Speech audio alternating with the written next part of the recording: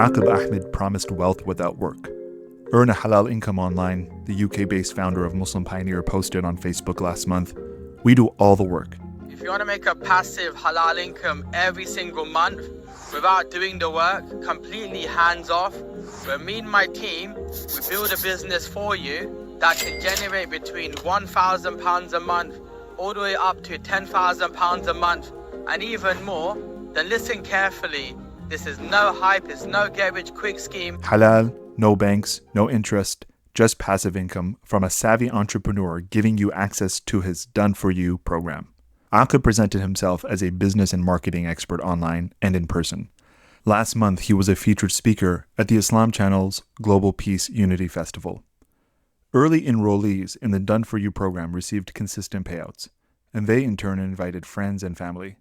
Aaqib's program attracted hundreds of Muslims and millions of pounds. Because just in the last 3 months just in the last 3 months, we did over 11 million.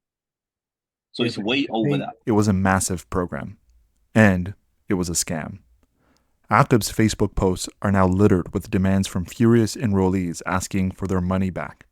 Many victims say they'd invested their life savings into the scheme. Subreddits and WhatsApp groups buzz with allegations of fraud. Many of those affected were ordinary people who could least afford the loss. I've read stories about single mothers, low-income earners, and retirees, all hoping for a way to make a little extra money for themselves and their families. In a video now circulating online, Aaqib admits it was a Ponzi scheme. Everything that we ever showed us was essentially lies because it was a Ponzi scheme from the beginning. Yeah. The payouts those early investors were thrilled about weren't coming from profits. They were coming from new signups. When the flow of new money stopped, so did the returns. Every scam is built on the perversion of trust. We trust people who look like us, speak like us, and share our values. But that trust can be weaponized. Look at Khadija, may Allah be pleased with her. She was a successful businesswoman. That Islam encourages entrepreneurship. So I have these low standards where you can achieve bigger, better things for yourself, for your family, so you can spend more time with your family and also focus on pleasing Allah subhanahu wa ta'ala. Aaqib framed his scheme as a way to uplift the Muslim community. He wasn't just selling returns. He was selling safety, faith, and belonging. And of course, the promise of effortless wealth. But the math didn't add up. Aaqib's pitch promised monthly returns of 7 to 13%. That's 84 to 150% annually. If you've dabbled in investing, you know that a 156% projected return doesn't just raise eyebrows. It screams scam. In comment threads about Aaqib's now exposed scheme, you'll find familiar advice. Get rich quick doesn't work. If it's too good to be true, it probably is. We've all heard those warnings. They feel obvious, like wisdom handed down from parents or teachers.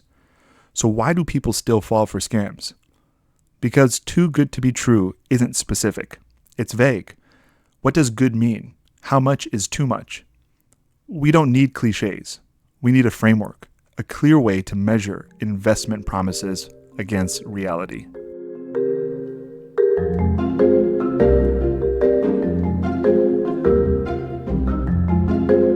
I use a method called the TRE Test to determine whether a pitch is a genuine investment, a job, a speculative gamble, or a flat-out scam.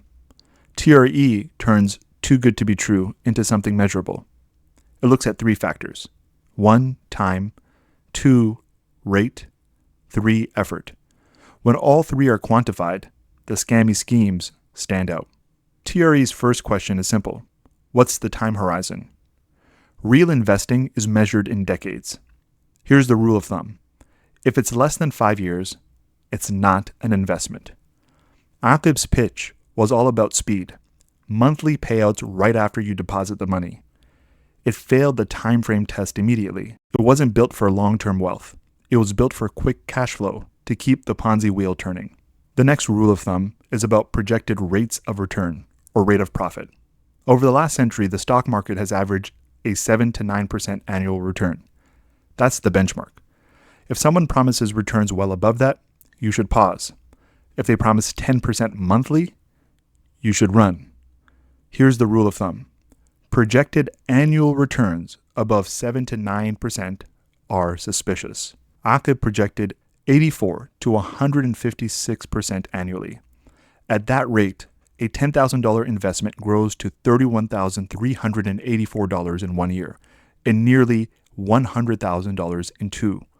In a little over 12 years, it'd be over $1 billion. That's not investing. That's fiction. TRE simplifies this. Simply ask, what's the projected return? If it's over 7 to 9% annually, be skeptical.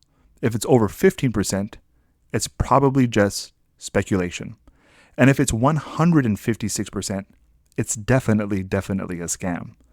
TRE's final question is, how much effort is required?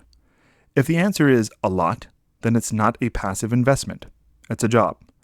If the answer is none or very little, then you might be looking at a true passive investment. But the returns should reflect that. Slow growth at the bottom of the 7 to 9% range, maybe even less than that. So here's the rule of thumb. High effort, it's a job. Less effort, modest returns. Aaqib promised the opposite. We do all the work, he said.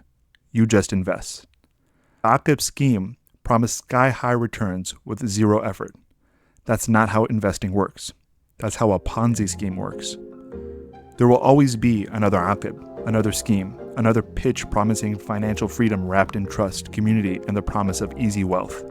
The next time someone pitches you a golden opportunity, ask, does this pass the TRE test?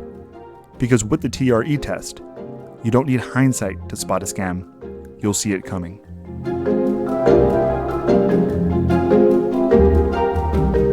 This was an audio essay written by Farouk Nasihuddin of MulsimMoney.co. Check out MulsimMoney.co for the written article and to sign up for the newsletter.